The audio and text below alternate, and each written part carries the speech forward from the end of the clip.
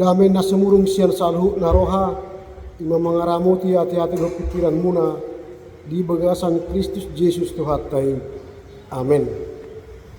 Berita nauli di bagasan minggutta sadarion minggu judika imana nenek sian kitab Yehezkiel pasal 37 ayat yang pertama hingga ayat yang ke-15. Saya akan baca dari Alkitab terjemahan berdua. Demikian tertulis, kebangkitan Israel.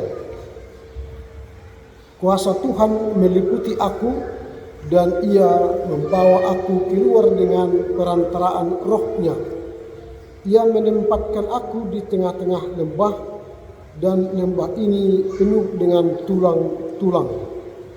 Ia membawa aku keliling melihat tulang-tulang itu dan sungguh jumlahnya amat banyak di permukaan lembah itu. Lihat, tulang-tulang itu amat kering. Ia berfirman kepadaku, "Hai anak manusia, dapatkah tulang-tulang ini dihidupkan kembali?" Aku menjawab, "Ya Tuhan, ya Tuhan Allah, Engkaulah yang mengetahui."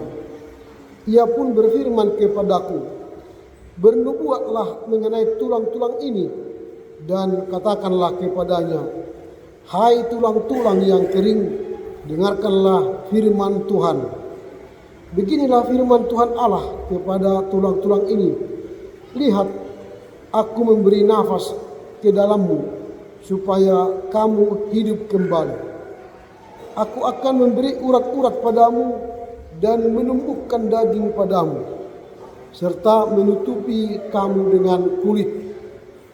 Aku akan memberikan kamu napas supaya kamu hidup kembali. Maka kamu akan mengetahui bahwa akulah Tuhan." Lalu aku bernubuat seperti yang diperintahkan kepadaku. Sementara aku bernubuat, terdengarlah bunyi, sungguh bunyi derak-derik, dan tulang itu saling menyatu sama lain. Sedang aku mengamat-amatinya, lihat, ada urat-urat padanya, dan daging pun tumbuh. Kemudian kulit menutupinya, tetapi mereka belum bernapas. Firman-Nya kepadaku, "Bernubuatlah kepada nafas itu, bernubuatlah hai anak manusia, dan katakanlah kepada nafas itu, beginilah firman Tuhan Allah, hai nafas, datanglah dari keempat penjuru angin, dan berembuslah ke dalam orang-orang terbunuh itu, supaya mereka hidup kembali." Lalu aku bernubuat seperti yang diperintahkannya kepadaku.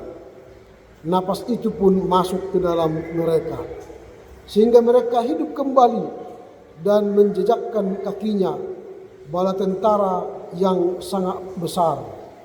Firman-Nya kepadaku, "Hai anak-anak manusia, tulang-tulang ini adalah seluruh kaum Israel.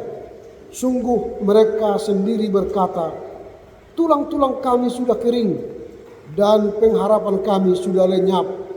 Putuslah hidup kami.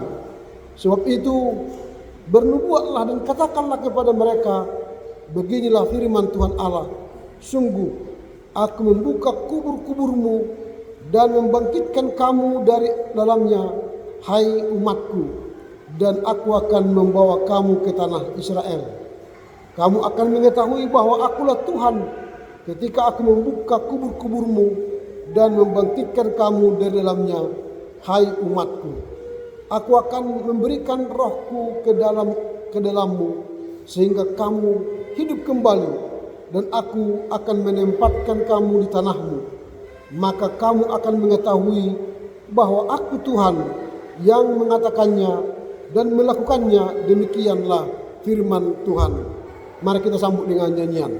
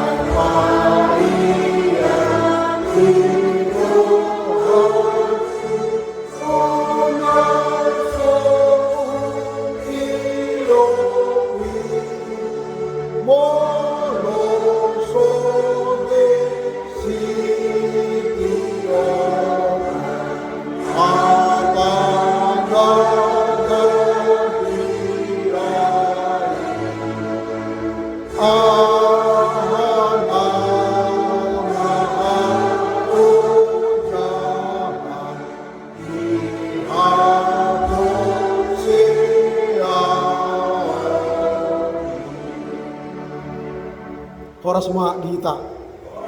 Oleh ate mari tu hatta labu hita musye pajupang buhi di Huriata di KPA Diaspora. Duksa minggu hita markobasi Tuhan, mersaksi dohot merlagut itu katawan keluarga gereja doh masyarakat tajalo paso-pasuna marhite hosa hanguluan marhite si panganom pari si inumon parabiton doh gugun yang baru jalan lehon di hita haluaun bulun idong bay rohita mandak mauleate dilinggan basana naung tajalo nunga tabong ngoti minggu judika duluhon ma au ale Tuhan judika bahasa Ibranina bahasa mendok berikanlah keadilan kepadaku, itulah judika, berikanlah keadilan kepadaku. Mau idokkan berikanlah keadilan kepadaku berarti mereka dulu tidak menerima keadilan karena mereka dibuang ke Babel karena kejahatan, dosa dan tindakan mereka yang tidak berkenan di hadapan Tuhan.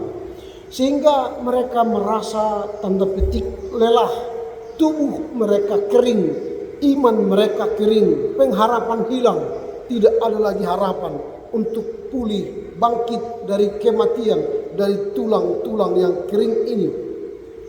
Sama seperti umat Israel yang terbuang ke Babel, kita pun mungkin saat ini akan banyak merasa diri kita mengalami ketidakadilan secara pelayanan suami istri anak, pelayanan masyarakat, pelayanan pemerintah atau STM atau keluarga kepada kita sehingga kita merasa lelah. Ada kita yang kekeringan di kota besar Batam, bisa saja kita kekeringan atau lelah atau merasa tidak adil, tidak dipedulikan oleh sesama. Lelah bekerja, lelah belajar, lelah untuk menghadapi karakter keluarga yang itu saja kita ketemu lagi, lelah atas kehidupan menggereja, lelah atas kehidupan bermasyarakat, sehingga kita terengah-engah, hampir lupa bernafas. Di tengah kekeringan dan kelelahan itulah kita disapa Tuhan dalam minggu Judika ini. Kita berharap berilah aku keadilan-Mu ya Tuhan, pulang kita dari ibadah ini kita merasa lega. Karena tema kita hari ini Tuhan memberi napas kehidupan. Jadi ketika kita pulang dari gereja ini beribadah menyembah Tuhan, kita bernapas lega. Karena ada Tuhan yang membangkitkan kita dari kekeringan tulang-tulang, dari kubur-kubur kelelahan, dari kubur-kubur kematian, dan memperoleh napas kehidupan. Napas kehidupan itu dimulai dari pikiran.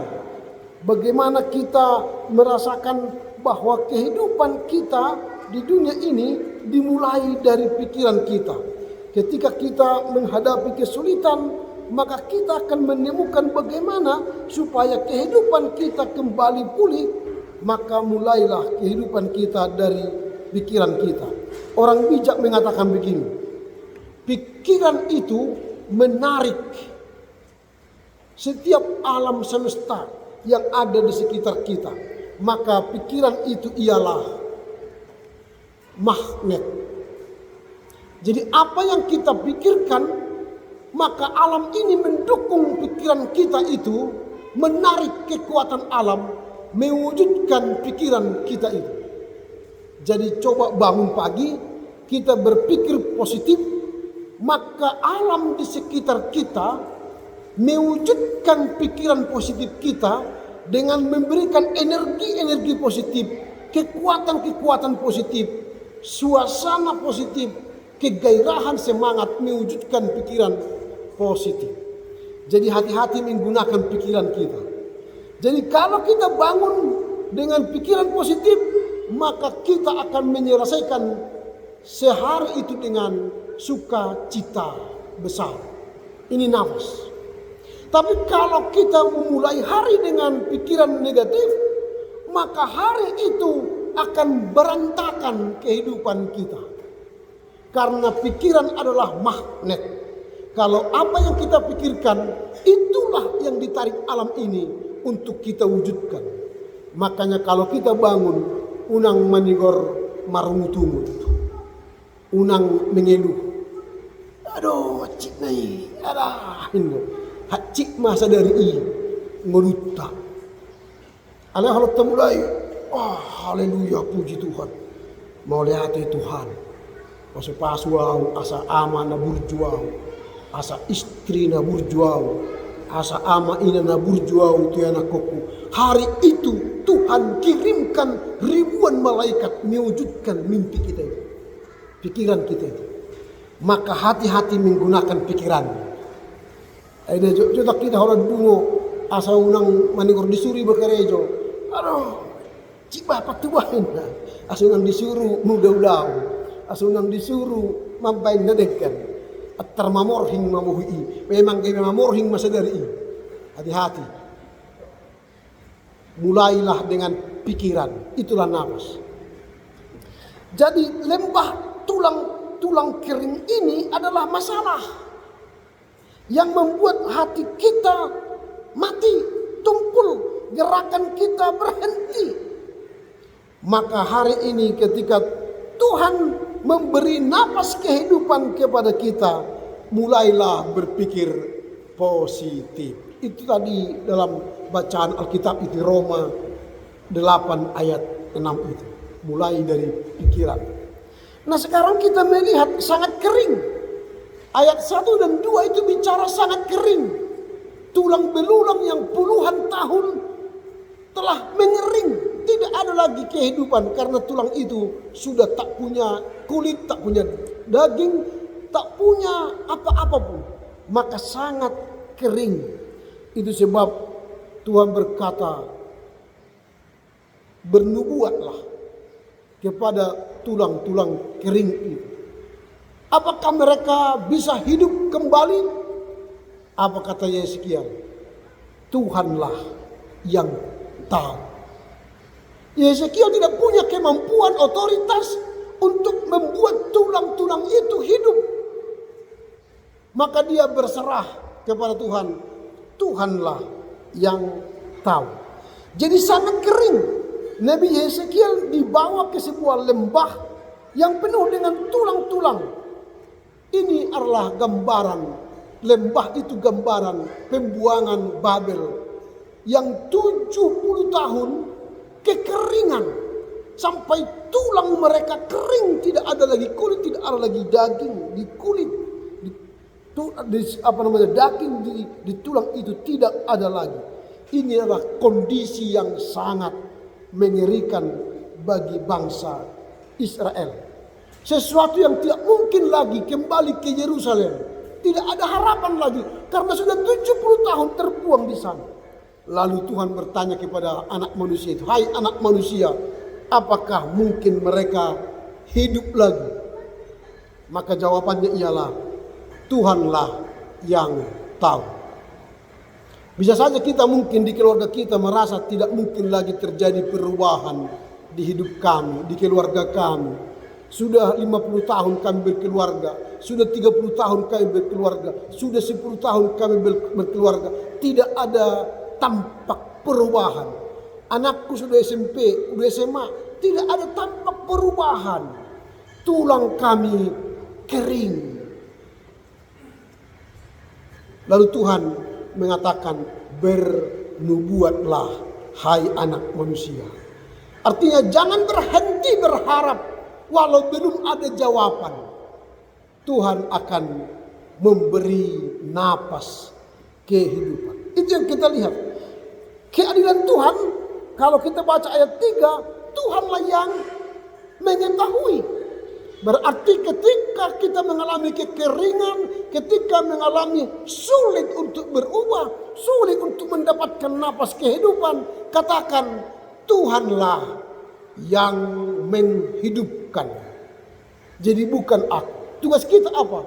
Mendoakan. Tugas kita apa? Memberi nasihat. Tugas kita apa? Melakukan kebaikan. Maka yang mengubahkan kehidupan itu ialah Tuhan. Roh Tuhan. Manusia ini hanyalah alat untuk menjadikan perubahan. Tangan kita, kehidupan kita adalah alat untuk membawa napas kehidupan di keluarga kita. Kalaupun belum ada napas kehidupan itu, jangan berhenti memohon. Katakan, Tuhanlah yang mengetahui. Ini harapan yang terus-menerus hidup dalam diri kita. Sehingga kita mengakui kedaulatan Tuhan di kekeringan yang terjadi. Di kuburan hidup yang terjadi.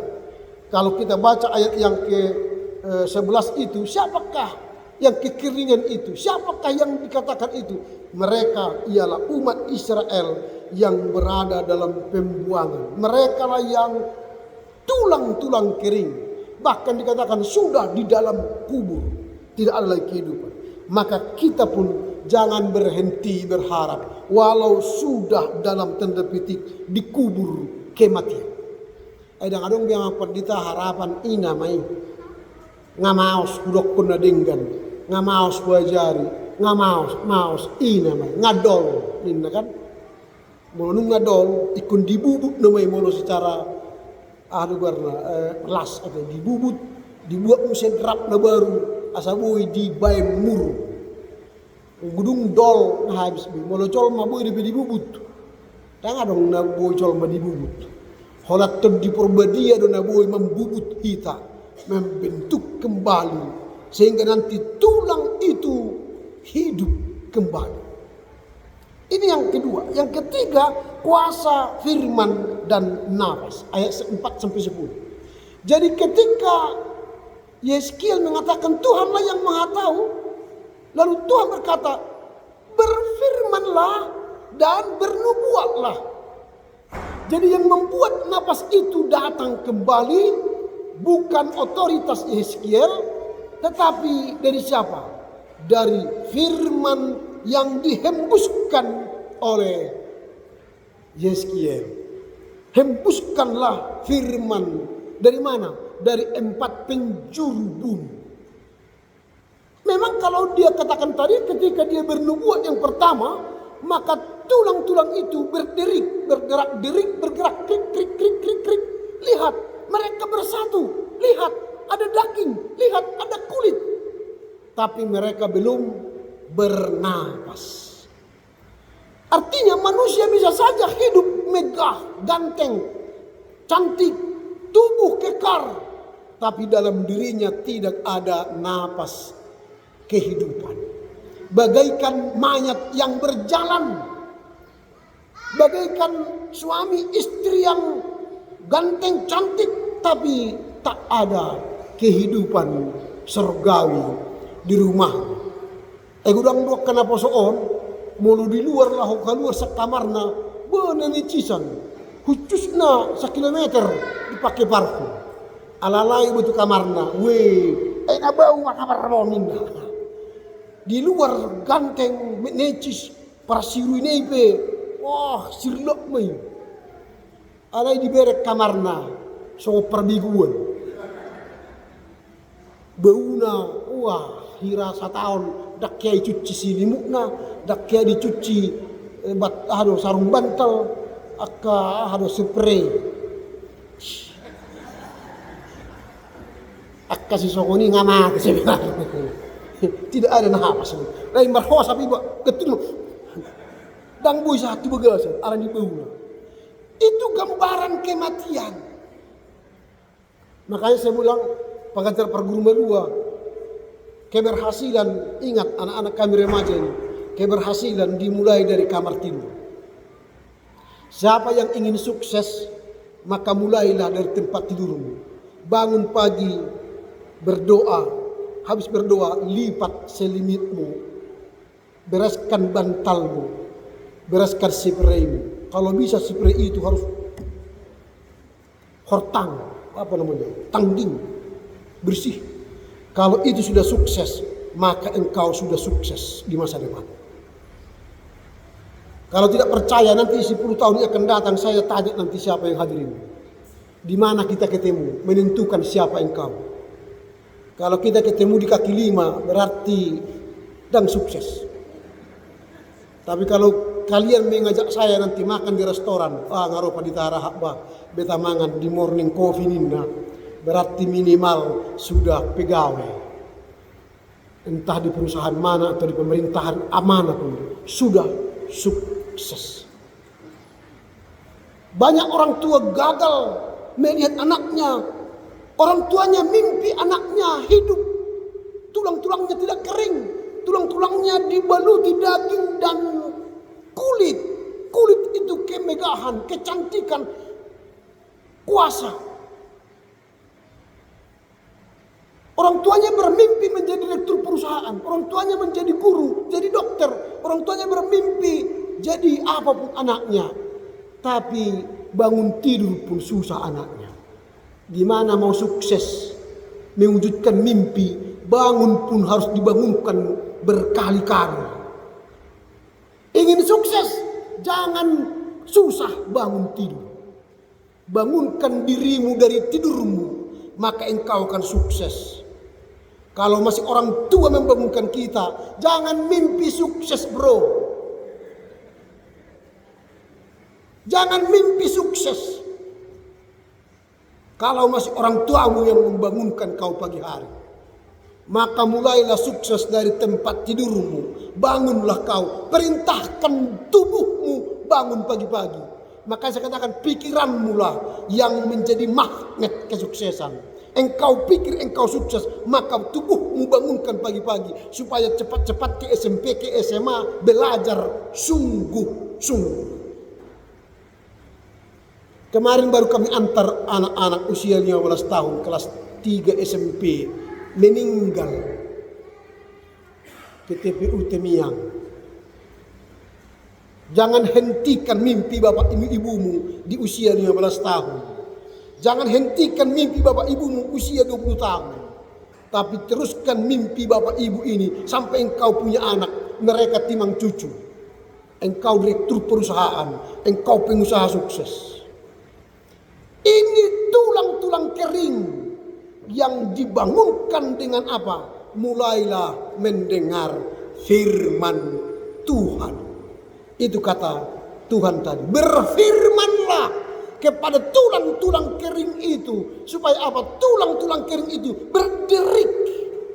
Terbangun tubuh yang kekar. Terbangun kulit yang cantik. Terbangun napas kehidupan. Menjadi apa? Ini menjadi tentara yang sangat besar. Ayat yang ke-10. Jadi anak-anak kita ini, keluarga kita semua mau dicipta Tuhan menjadi tentara surgawi yang besar. Bukan tentara kere. Ini napas kehidupan dari Allah.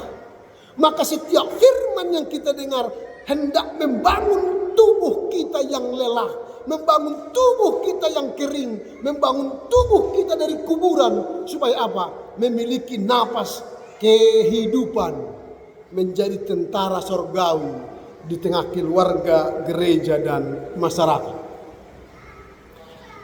Apa yang hendak kita renungkan dari minggu Judika ini? Sehingga keadilan Tuhan terjadi atas kita. Keadilan Tuhan terjadi jika apa? Kita melakukan kehendak Tuhan. Jangan berkata, Tuhan berikanlah aku keadilanmu. Tapi kita tidak berlaku sesuai kehendak Tuhan. Mana mungkin Tuhan berlaku adil. Tuhan berikanlah aku kesuksesan. Oke, tapi kau tidur tidak mau belajar. Mana mungkin dapat nilai 10, nilai 100.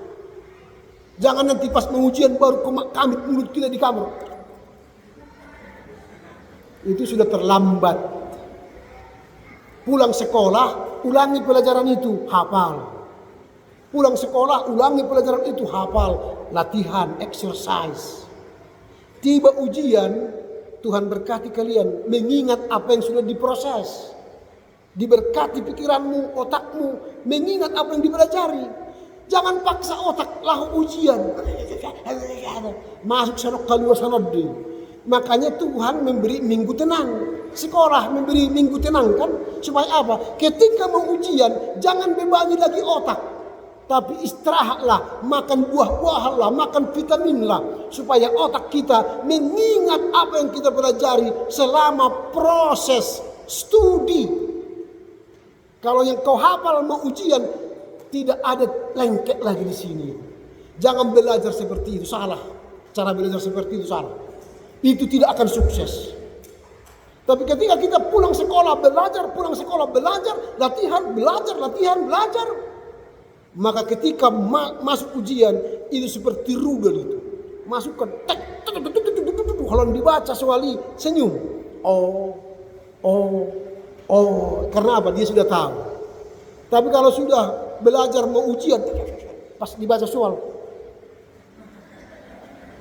dia tanya otaknya, tahu kau ini? Otak itu mengatakan, tidak tahu bro. Begitu.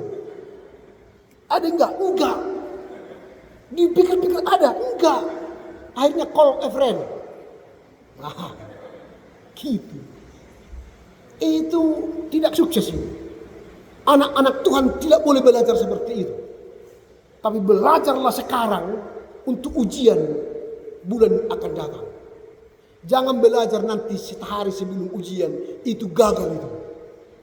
Siapa kelas 3 SMA di sini? Mau ke UNPTN, mau ke universitas mana? UGM, UI, ITB, gampang semua itu. Tak usah kursus. Anak saya 2 jebol ke UGM dan Umbrau, tidak ada kursus. Saya hanya beri motivasi, latihanlah kau. Ku beli buku dari Gramedia, buku SNBTN. Ku bilang latihanlah kau 20 soal sehari. 20 soal sehari. Coba bayangkan 3 bulan aja 20 soal sehari. Kali 30 udah berapa ribu soal itu? Mungkin 1.500 soal. Yang diujikan hanya 50 soal. Masa tidak keluar dari 1.550 soal yang telah kita latih. Gampang. Kita membuat kita sukses. Jangan setelah mau ujian baca 1.000 soal. 1 soal pun tak kau ingat itu. Orang sukses ialah belajar mengikuti proses. Tulang belulang itu tidak tiba-tiba menjadi langsung begitu. Tidak. Kehidupan rumah tangga tidak langsung menikah, langsung punya anak 3, langsung punya mobil 4. Gak ada itu. Maka disebut rumah tangga. Tangga pertama mertupul, tangga kedua pemanus-mansuan, tangga ketiga paimahon anak, tangga keempat pasikolahon anak, tangga kelima pabagaso. Itu tangga menuju keluarga yang harmoni. Sahat do, adong nasahat, adong nasahat, adong. Gagal itu mandana. Karena apa? Tidak mau setia dengan proses. Maka kehidupan itu adalah proses. Napas Allah yang diberikan kepada kita diberikan sebagai proses bernapas. Unang atong bernapas sada-sada. Nah, mati naman. Alay bernapas pelan-pelan. Itu berproses.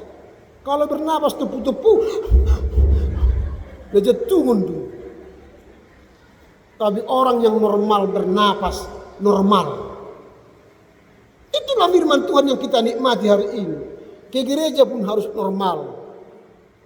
Pertanyaan pun normal. Mau tepu perubahan ini, hati-hati. Tak nama pas waktu nemonin kan. Jadi pas waktu. Mau amah kita berjuma tu istri kan tu inang sia depan. Istri iba persuduk bolon. Unang do dia edit malo-malo. Ala kenyataan.